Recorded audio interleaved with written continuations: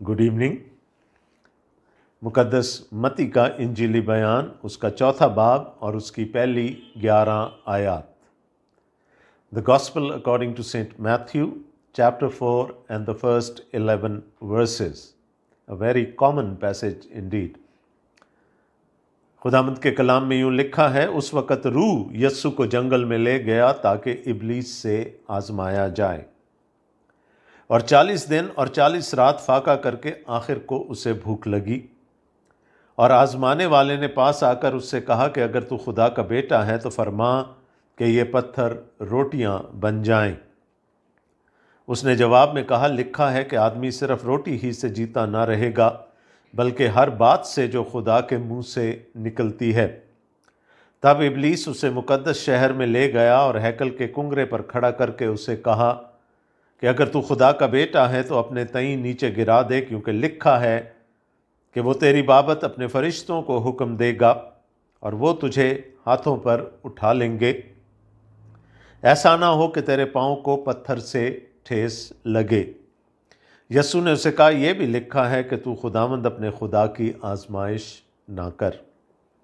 फिर इब्लीस उसे एक बहुत ऊंचे पहाड़ पर ले गया और दुनिया की सब सल्तनतें और उनकी शान व शौकत उसे दिखाई, और उससे कहा कि अगर तू झुक कर मुझे सजदा करे तो ये सब कुछ तुझे दे दूंगा। यस्सु ने उससे कहा, ऐ शैतान दूर हो, क्योंकि लिखा है कि तू खुदावंद अपने खुदा को सजदा कर और सिर्फ उसी की इबादत कर।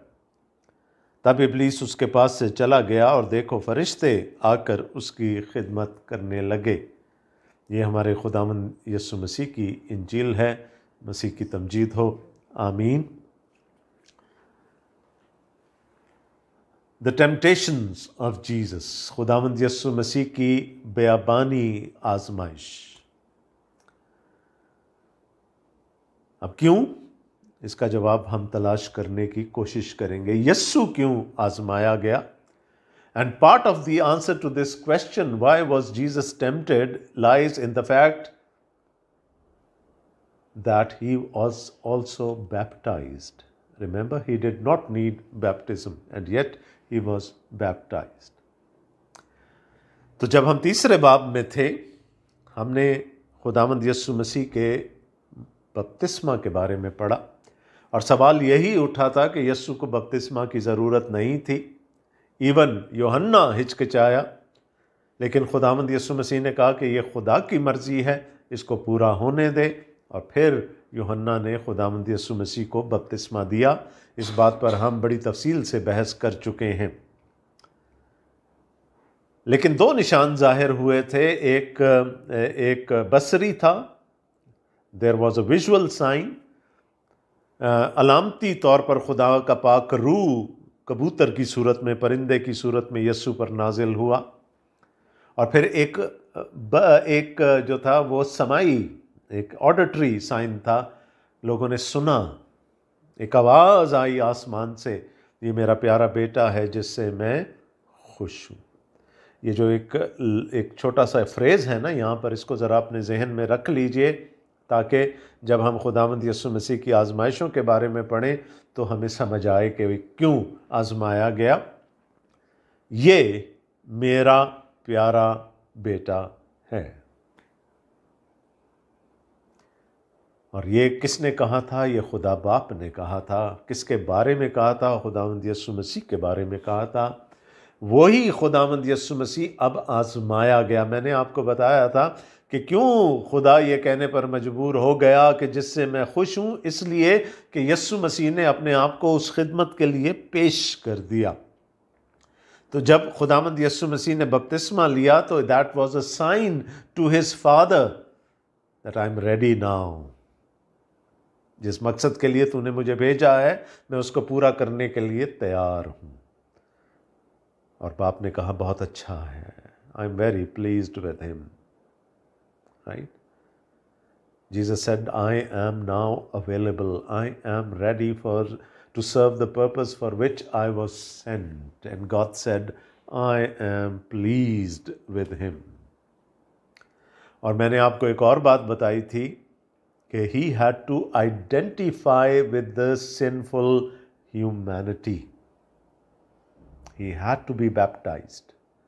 खुदावंद यीशु मसीह को मेरे और आपके साथ, गुनाहगार बशर के साथ, गुनाहगार बनी नौ इंसान के साथ एक ही सफ में आकर खड़ा होना था। उसको अपनी बशरियत को प्रूव करना था। याद है ना, खुदावंद यीशु मसीह के बारे में हम कहते हैं वो कामिल खुदा और कामिल इंसान है। It's an amalgam, है ना, it's mixture of divinity and humanity। ये हम नहीं कह सकते कि 50% खुदा और 50% ह्यूमन है। नो, वो 100% खुदा है और 100% ह्यूमन है। चलें एक सवाल पूछ लेता हूँ। मुझ तक तो आपकी आवाज़ नहीं आएगी, बट अगेन आप अपने आप को इसका जवाब दे सकते हैं।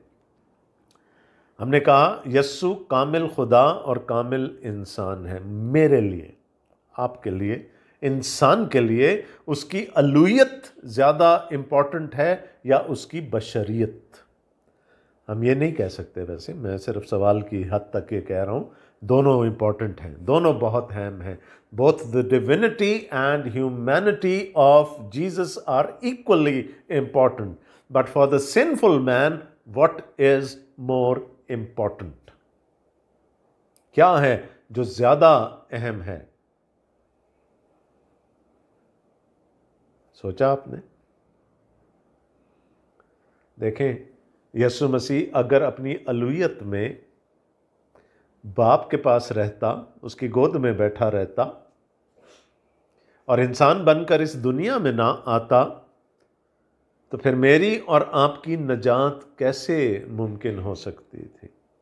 सो मेरे लिए, आपके लिए, for the sinful humanity, the humanity of Jesus is more important.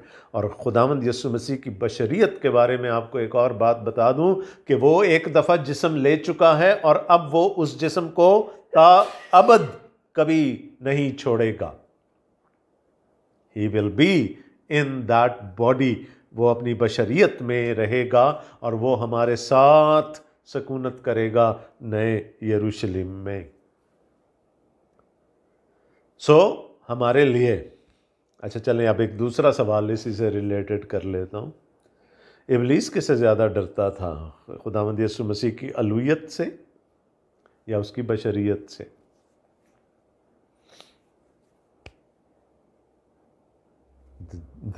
The answer is the same। किसने सर को कुचलना था? इब्लीस के सर को, सांप के सर को किसने कुचलना था? औरत की नस्ल ने, यीशु मसीह इंसान ने। और जब वो इंसान बनकर इस दुनिया में आया तो हेरोदीस के वसीले से उसने उसको कत्ल करवाने की कोशिश कर दी कि ना रहेगा बांस ना बजेगी बांसुरी, ये अगर बचपन में ही मार डाला जाएगा तो फिर मुझे कोई ख़तरा नहीं है। ये याद रख लें कि इब्लीस दुनिया की इस कायनात की सबसे अच्छी सेमिनरी में पढ़ा हुआ है। He has been taught in heaven। उसकी इलाहियात मुझसे और आपसे कहीं ज़्यादा बेहतर है। He knows everything।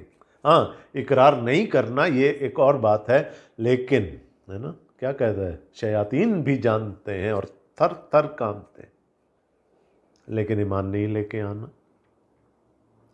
तो इब्लीस भी डरता था और डरता है खुदावंद यीशु मसीह की बशरियत से। और वो खुदावंद यीशु मसीह को उस बशरियत से, जिसको कामिल करने के लिए वो 40 दिन के लिए, जिसको कामिल करने के लिए पहले उसने बपतिस्मा लिया और फिर 40 दिन तक वो बियाबान में भूखा प्यासा रहा, ताकि वो जिस्मानी तौर पर बशर में, अपने जिस्म में अपने आप को मजबूत कर सके उन सारी सऊबतों के लिए जो उसकी राह देख रही थी। और यहाँ पर लिखा है 4 बाब की पहली आयत में, उस वक़्त रूह यस्सु को जंगल में ले गया ताकि इब्लीस से आजमाया जाए। अभी हम कुछ पुराने ऐहदनामे की नबूवतों को पढ़ते हुए आ रहे हैं। तो दुनिया के बादशाह ये समझते थे कि ये हम कर रहे हैं ना। नबूकदनज़र जो है वो ये समझता था कि मैंने यहूदा को तख्तो ताराज कर दिया,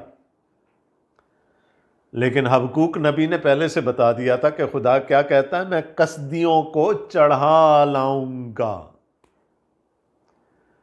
तो यस्सु मसीह की टेम्पटेशन जो है, although it was conducted by the devil himself, it was designed by God. खुदा ने उसको आजमाए जाने दिया, वरना इब्लीस की क्या मजाल है कि खुदा के बेटे की तरफ देख भी सके। उसने अपने बेटे को आजमाए जाने दिया, क्योंकि क्या लिखा है यहां, उस वक़्त रूह यस्सु को जंगल में ले गया ताकि, मकसद क्या है जंगल में ले जाने का, ताकि इब्लीस से आजमाया जाए। है ना, ये थोड़ा छोटा मोटा इंट्रोडक्शन तो अभी चलेगा ना उसका, खुदावंद यीशु मसीह का और इब्लीस का आपस में ना। हमारा एक बेटा था, वो कहता था हेलो हाय, वो चलती रहेगी। तो खुदा की तरफ से है आजमाइश, यीशु मसीह की आजमाइश है इब्लीस के हाथों। अभी अभी ताज़ा ताज़ा वो एक स्पिरिचुअल हाई से आया है ना। याद है मर्द खुदा मूसा जब पहाड़ से नीचे उतरा, चेहरा धमक रहा है, हाथ में टैबलेट्स पकड़ी हुई हैं 10 अहकाम की। स्पिरिचुअली हाँ ये है ना, बिल्कुल 40 दिन खुदा की हजूरी में रह कर आया है, मुंह चमक रहा है। जब नीचे आया तो इब्लीस अपना काम कर चुका था, है ना। किसी ने बड़ी खूबसूरत बात की, people saw the heaven opened at the baptism of Jesus and now the hell is being opened. इब्लीस आ गया, पहले पाक रूह आया, बाप की आवाज आई, और अब इब्लीस पहुंच गया। इब्लीस हर उस काम को बिगाड़ने की कोशिश करता है जो खुदा से इलाका रखता है। तो आ गया, वहां पर क्या हुआ था, सोने का बछड़ा है, उसके इर्द गिर्द बरहना होकर नाच रहे हैं बनी इसराइल, उसकी परस्तिश की जा रही है, और मर्द खुदा का सारा जलाल है ना, सारा वो जो स्पिरिचुअलिटी थी वो वहीं रह गई। फिर कोहे करमल पर शिकस्त दी, है ना, मार डाला नबियों को एलिया ने। उसके बाद डर गया, है ना, जब इजबल ने कसम खाई कि मैं नहीं छोड़ूंगी इसको, डर गया, भाग गया, कोहे सीना की तरफ भाग गया, कोहे यूरोप पर। 40 दिन वो भी वहां चुपका बैठा रहा, और क्या कह रहा है खुदा से, इससे बेहतर है मैं मर जाऊं, है ना, उसके हाथों मरने से ये बेहतर होगा कि तू मुझे मार डाल। शायद वो न्यूटन का जो तीसरा लॉ है ना, to every action there is always an opposite and equal reaction, शायद वो स्पिरिचुअल रेल्म में भी काम करता है कि जब खुदा काम करता है उसके बाद इब्लीस भी अपना सर उभारने की कोशिश करता है, और उतनी ही शिद्दत से। अच्छा, यहाँ पर एक और बात मैं कर दूँ, शायद वो बाद में मेरे ज़हन में ना रहे। मैंने आपसे कहा कि all of them, Moses, Elijah and Jesus, they were on a spiritual high, है ना। लेकिन जब भूख लगती है ना, जब इंसान भूखा होता है, तो आपके इंटेलेक्ट, और 40 दिन तक भूखा रहना आसान काम नहीं है, आपका इंटेलेक्ट, आपके सोचने समझने की ताकत और आपके इमोशंस भी वीक पड़ जाते हैं। जिस्म के साथ साथ ये सारी चीज़ें भी वीक हो जाती हैं, और उनके साथ खेलना बड़ा आसान हो जाता है। खैर, ये सेटिंग है। अब यस्सु बपतिस्मा लेकर आया है, रूह उसको बियाबान में ले गया, यस्सु ने बाप के साथ वक्त गुजारा है, उसने खाने पीने की तरफ ध्यान नहीं दिया। और जैसे हम देखेंगे कि इस्तिस्ना की किताब से ठक ठक ठक करके यीशु ने जवाब दे दिए, तो हो सकता है वो इन दिनों में शरीयत की किताबों पर, और चूँकि उस वक़्त था भी पुराना ऐहदनामा ही, उस पर ज्ञान ध्यान करता रहा। He was meditating, he was praying, he was preparing himself for the hard ministry ahead of him. तो अब क्या है, 3 दफ़ा यीशु मसीह आजमाए गए और 3 दफ़ा यीशु ने जवाब दिया। तो 3 सवाल हैं एक तरह से और 3 जवाब हैं। इब्लीस की कोशिश क्या है कि इसकी बशरियत से मैं इसका ध्यान हटा दूं, इसको उलझा दूं इसकी अलूहियत में, और ये किसी तरह अपने बाप के खिलाफ उसी तरह से बगावत कर ले जिस तरह आदम और हवा ने बाग़े अदन में की थी।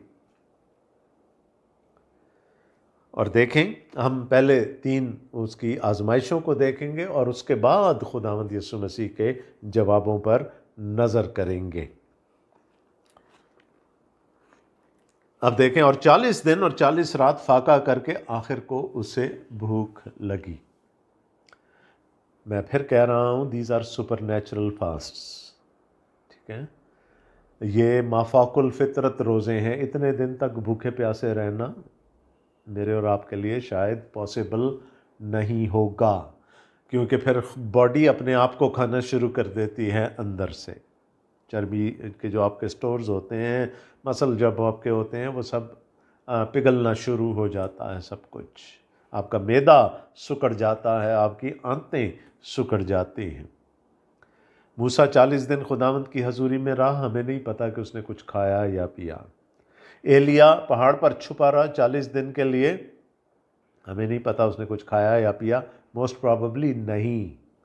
उसकी भी फैकल्टीज़, वो कह रहा है मैं अच्छा है मैं मर जाऊं। यस्सु भी 40 दिन तक बियाबान में रहे, और इस वक्त उनको अब 40 दिन तक तो वो चूँकि उस स्पिरिचुअल हाई में हैं, उनको भूख नहीं लगी। 40वें दिन लिखा है उसको भूख लगी, और ये वो वक्त है कि जब शैतान वार करता है हमारी फिजिकल नीड्स, हमारी जो जिस्मानी ज़रूरियात हैं उनको टारगेट करता है वो, और उनको उनके लिए वो हमसे वो काम करवाना चाहता है जो कि खुदा के कलाम के मुताबिक शायद हमारे लिए करना रवा नहीं है। तो यहाँ पर अब यस्सु वीकनेस की हाल, वो जो स्पिरिचुअल हाई था बपतिस्मे के बाद, वो आवाज़ आई, सारा कुछ हुआ, फिर वो 40 दिन की भूख, तो अब यस्सु थोड़े से वल्नरेबल भी हैं, वीक भी हैं। और आजमाने वाले ने, डेबल,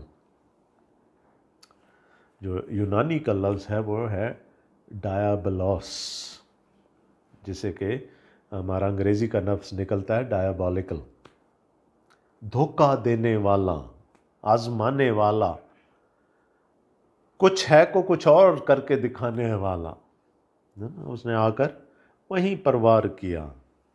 अच्छा, ये याद रखिए, he is a very cunning adversary, वो बड़ा चालाक दुश्मन है। वो अपने तीर ज़ाया नहीं करता, वो वहीं आकर वार करता है जहाँ पर उसको पता होता है कि यहाँ से मुझे नतीजा 100% मिल जाएगा।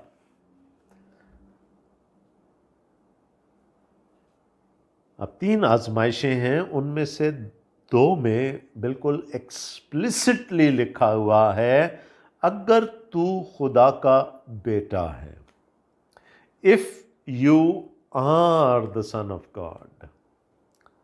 और तीसरी में ये इम्प्लाइड है, अगर तीसरी में उसने नहीं भी कहा तो इसका मतलब यही था उसका।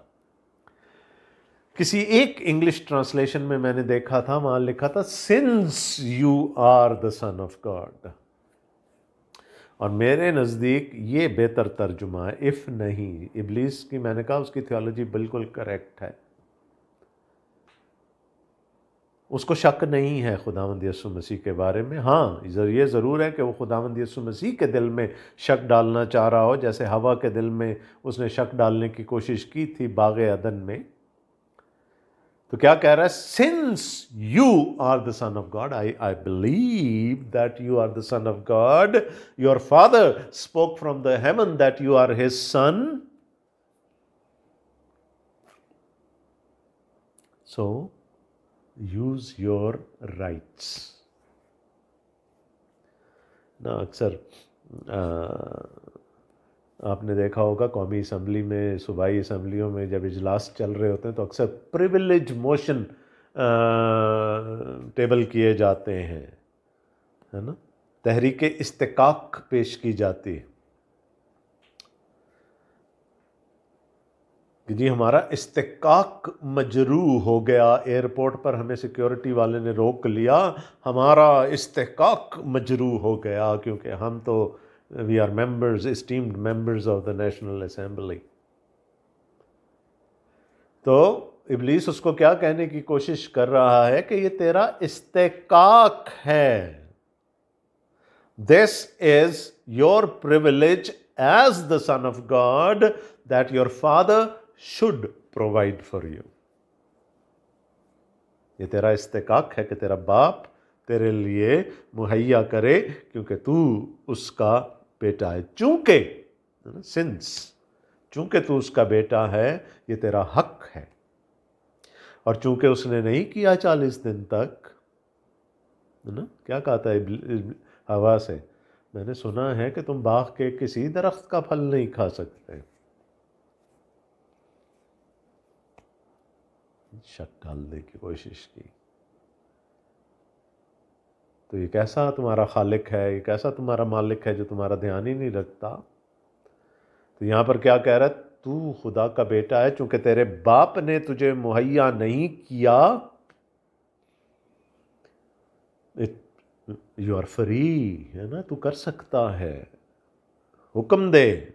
और वो जो ये दरियाए अर्दन के किनारे के जो पत्थर थे, आपने देखे होंगे दरियाओं के किनारे पे वो पत्थर जो है चपटे हो जाते हैं, है ना, वो लगते हैं बंज की तरह, रोटी की तरह। इनको हुक्म दे कि ये रोटी बन जाए, और ये बन जाएंगी, since you are the son of God. Rebel, है ना, कर दे, बगावत का ऐलान कर दे अपने बाप के खिलाफ। कहने की कोशिश क्या कर रहा है? प्रूव योर डिविनिटी, अपनी अलूहियत को साबित कर। रोटियों को हुक्म दे, पत्थरों को हुक्म दे कि वो रोटियां बन जाएं। Prove your divinity. मैंने आपको कहा था ना, वो यस्सु मसीह क्यों गए थे बियाबान में? यस्सु मसीह अपनी ह्यूमैनिटी को, अपनी बशरियत को कुव्वत देने के लिए गए थे। और यहाँ पर अब वो उस बशरियत से ध्यान हटाना चाहता है खुदावंद यीशु मसीह के, और उसको अलूहियत में फंसाना चाहता है, ताकि ये अलूहियत के जोम में आकर कोई ऐसा काम कर दे जिससे इसका बाप इससे नाराज हो जाए।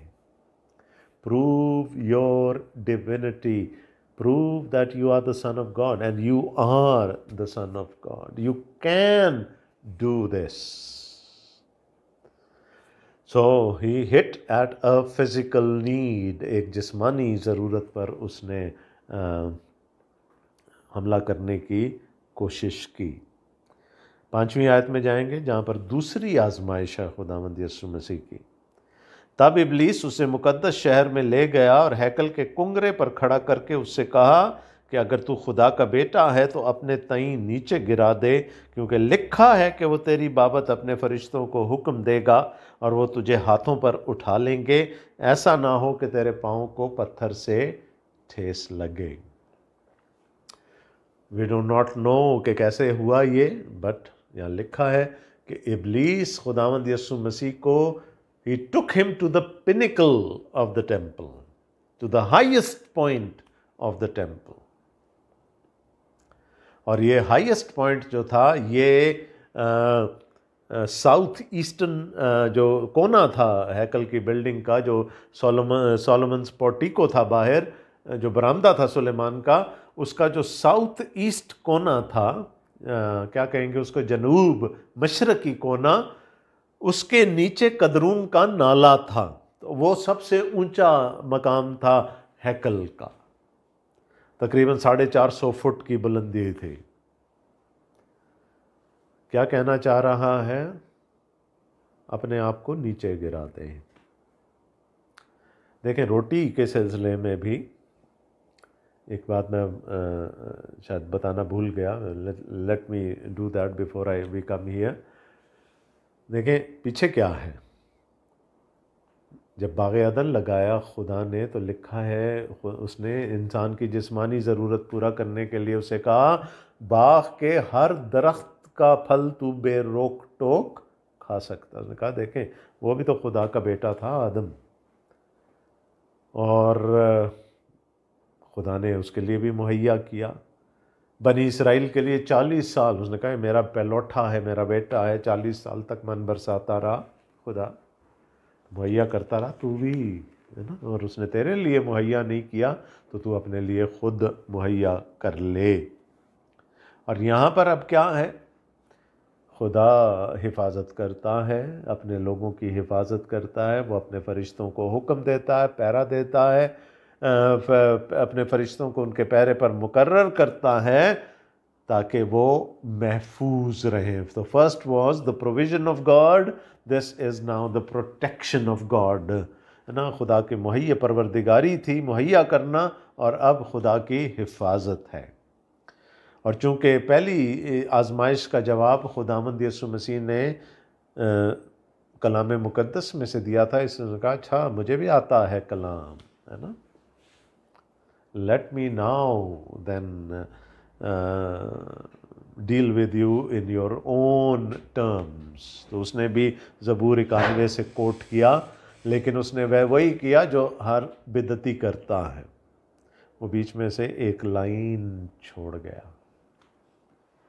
आज बिदती जो इब्लीस के कहने पर चलते हैं वो क्या करते हैं, heretics, they would leave the verse up and they would leave the verse down, और बीच में से एक आयत वो भी आधी उठा कर कहेंगे देखा जी ये तो खुदा का कलाम कहता है। तो ये इब्लीस का बड़ा पुराना वतीरा है, और आज बिदती उसी वतीरे को इस्तेमाल करते हैं।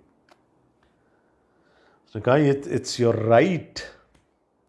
जो पहली सदी में मैंने आपको बताया था कि मसीह के बारे में लोगों की एक्सपेक्टेशन बिल्कुल अपने बामे अरूज पर थी। उनका बस आया कि आया, और रबियों की तालीम के मुताबिक मसीह के जब आएगा तो वो हैकल के जो मरकज़ी मकाम है उसके ऊपर खड़ा होकर ऐलान करेगा कि मैं मसीह हूँ। और दूसरी बात यह थी कि जब वो आएगा तो वो मन का तोहफा दोबारा से जारी कर देगा आसमान से। अब यहाँ पर क्या है, तू खुदा का बेटा है, since you are the son of God, throw yourself down, pull this stunt and everyone would know that you are the son of God, you are the Messiah, है ना। ये कर ले, तुझे होगा तो कुछ भी नहीं, लेकिन लोग मान जाएंगे, है ना। ये स्टंट कर देगा। आज हमारे जो ये कुछ है ना, जो ये फेथ हीलर्स और इस टाइप के लोग जो स्टंट्स करते हैं, और लोग उनके पीछे जौक दर जौक चलते हैं। Pull this stunt and everyone, तो क्यों इंतज़ार कर रहा है कि कोई जाकर तुझे बाद में जाकर कहीं तू इतनी लंबी चौड़ी खिदमत करे और उसके बाद कोई ये माने कि तू मसीह है। Why don't you take the shortcut here, सब मान जाएंगे कि तू मसीह है। यसु ने फिर जवाब कहाँ से दिया, खुदा के कलाम से और इस्तिस्ना की किताब से, from the book of Deuteronomy. We will be looking at it in a little while. फिर लिखा है, फिर इब्लीस उसे एक बहुत ऊंचे पहाड़ पर ले गया और दुनिया की सब सल्तनतें और उनकी शान और शौकत उसे दिखाई, और उससे कहा अगर तू झुक कर मुझे सजदा करे तो ये सब कुछ तुझे दे दूंगा। इसके लिए मैं एक मिसाल आपको दे दूं, फिर हम इस पर बात करते हैं।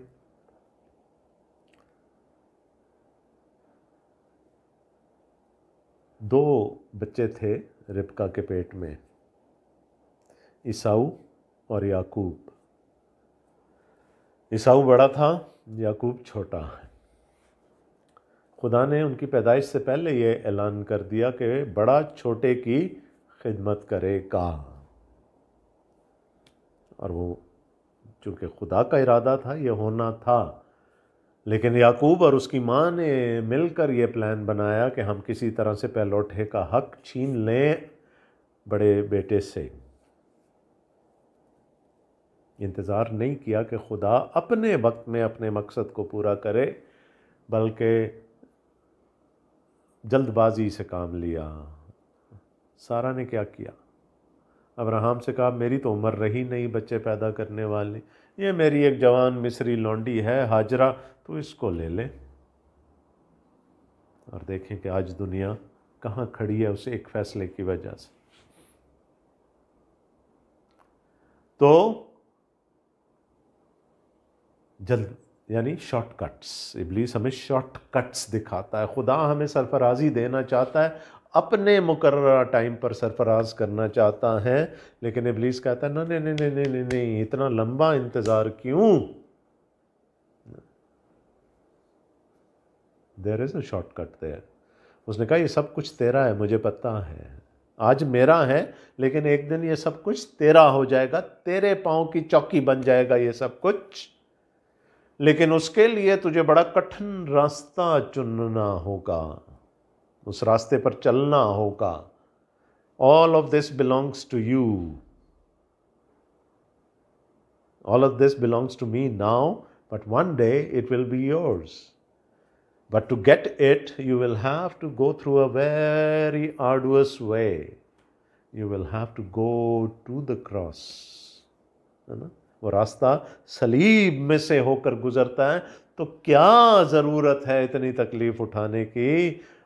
मुझे सजदा कर ले, मैं ये सब कुछ आज ही तुझे दे दूंगा। बगावत कर ले अपने बाप के अगेंस्ट।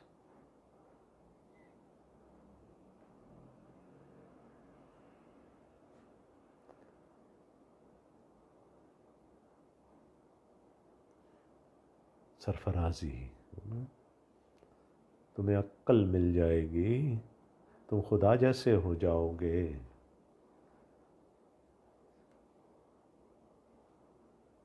अच्छा, सवाल यहाँ पर यह पैदा होता है कि इब्लीस का क्या इख्तियार है इन चीज़ों पर? वो क्यों इस दुनिया का सरदार कहलाता?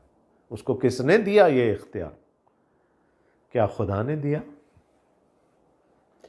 नो, खुदा ने तो किसी और को दिया था। बड़ी अच्छी बात है कि हम साथ साथ पैदाइश की किताब की स्टडी कर रहे हैं। किसको दिया था कुल इख्तियार? आदम को। और जब मैं आदम कहता हूँ तो आदम पूरी नस्ल इंसानी है, एक शख्सियत नहीं है। खुदा ने आदम को दिया था ये कुल इख्तियार, याद है ना? ये हम डिस्कस कर चुके हैं। और आदम ने प्लेट में रख के ये सारा कुछ इब्लीस के हवाले कर दिया। जब उसने खुदा से बगावत की, इब्लीस की बात मानी और खुदा से बगावत की, उसने सारा कुछ इब्लीस के हवाले कर दिया। और इब्लीस कह रहा है अब तो मेरा है ये सब कुछ, मैं इस दुनिया का सरदार हूँ, मैं चाहूँ तो ये सब कुछ तुझे दे सकता हूँ, छोटी सी बात है, मुझे सजदा कर ले। ना, तेरा क्या बिगड़ेगा? You are the son of God, you will always remain the son of God. ये तेरा है, तेरा हक है, तेरा इस्तिकाक है, तुझे मिलना है, तो क्यों ना थोड़ा सा शॉर्टकट लगा के उसको पहले तू हासिल कर ले। Just bypass the will of your holy father. अपनी अलूयत प्रूव कर, अपनी डिविनिटी को प्रूव कर by making turning the stones into bread. अपनी डिविनिटी को प्रूव कर by throwing your self down from the highest point of the temple. अपनी डिविनिटी को प्रूव कर, मुझे सजदा करके ये सब कुछ लेकर, you would still remain divine, तुझे कुछ नहीं होने वाला।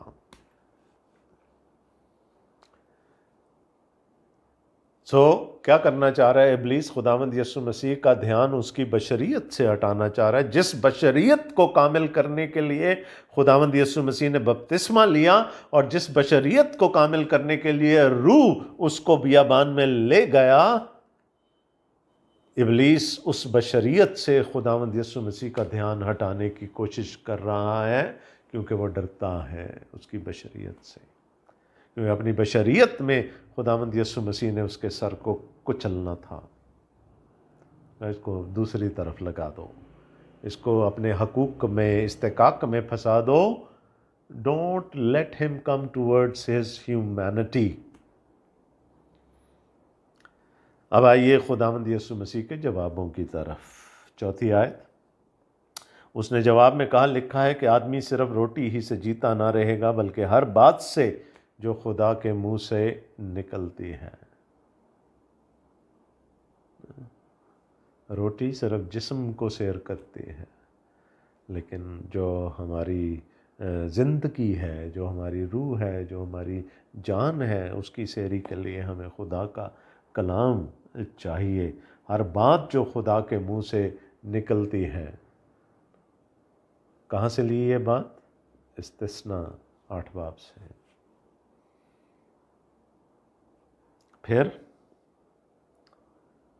दूसरी आजमाइश के लिए यीशु ने क्या कहा? 7वीं आयत में यीशु ने उसे कहा, यह भी लिखा है कि तू खुदावंद अपने खुदा की आजमाइश ना कर, जैसे तूने मरीबा में मसा के दिन किया था, ऐसे नहीं करना।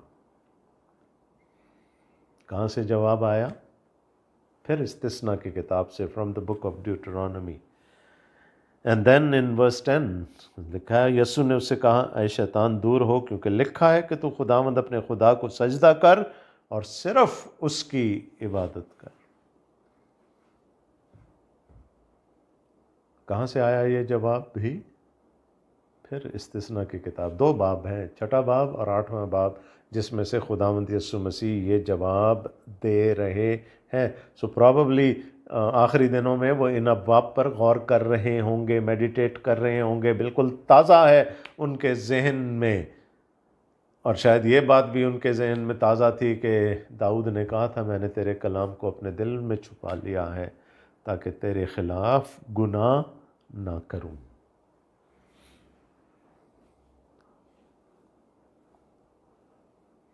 यीशु मसीह कहना क्या चाह रहे हैं? ऐ शैतान दूर हो,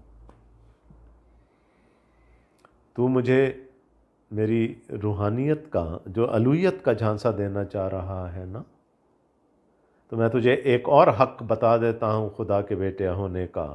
खुदा के बेटे का ये इस्तेकाक है कि वो शरीयत के अंडर नहीं होते। खुदा के बेटों का ये इस्तेकाक है। शरीयत तो गुनहगार इंसानों के लिए है, लेकिन मैं रज़ाकाराना तौर पर अपने आप को शरीयत के ताबे करता हूँ। जैसे मैंने रज़ाकाराना तौर पर बपतिस्मा लिया, उसी तरह से मैं रज़ाकाराना तौर पर voluntarily I submit my self to the law of God, which is for sinners, which is for the humanity. मुझ पर लागू नहीं होती खुदा की शरीयत, मैं तो शरीयत का देने वाला हूं, लेकिन क्यों? ताकि मेरी बशरियत कामिल हो जाए, so that I can prove my humanity. I voluntarily submit to the law of God, to the Torah. मैं तेरी चालों में आने वाला नहीं, मैं जानता हूं कि तू क्या करने की कोशिश कर रहा है। तू मुझे चाहता है कि मैं अपनी अलूहियत को, अपने इस्तेकाक को इस्तेमाल करूं, अपनी प्रिविलेज को इस्तेमाल करके मैं खुदा के ख़िलाफ़ बगावत कर दूं, जैसे आदम और हव्वा ने किया था। लेकिन अब देखें फ़र्क क्या। आइडियल सेटिंग थी ना वहाँ, तो बाग है, दरख्त हैं, खाना पीना सब कुछ है, किसी किस्म का फिक्र फाका नहीं है। उनके अंदर तो सिंफुल नेचर भी नहीं था। आजमाए गए, गिर गए। यहाँ बियाबान है, 40 दिन की भूख है, अगेन सिंफुल नेचर नहीं है। आजमाया गया फिर, लेकिन नहीं गिरा टेम्पटेशन। बनी इसराइल आजमाए जाते रहे और बार बार गिरते रहे। तो खुदावंद यीशु मसीह ने कहा, मैं जानता हूं मैं कौन। I know my identity. I know that I am the Son of God. I know that I am fully God and fully human. I know my privileges, yet I forgo them. उसने अपने आप को खाली कर दिया अपनी privileges से, not of his divinity. उसने अपने आप को खाली कर दिया इन सारी प्रिविलेजेस से, इन सारे इस्तिकाक से उसने अपने आप को खाली कर दिया और इंसान की सूरत में आया, खादिम की सूरत में आया, इंसान बना, हमारे मुशाबे हो गया। बहुत ज़रूरी था उसको हमारे मुशाबे होना, और हमसे मुशाबहत हासिल करने के लिए उसने पहले बपतिस्मा लिया और फिर बियाबान में वो इब्लीस से आजमाया गया, टू प्रूव his humanity। वो इब्लीस के झांसे में नहीं आया।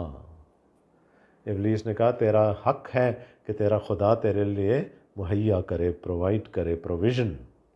तेरा हक है कि तेरा बाप तेरी हिफाजत करे, हिज प्रोटेक्शन।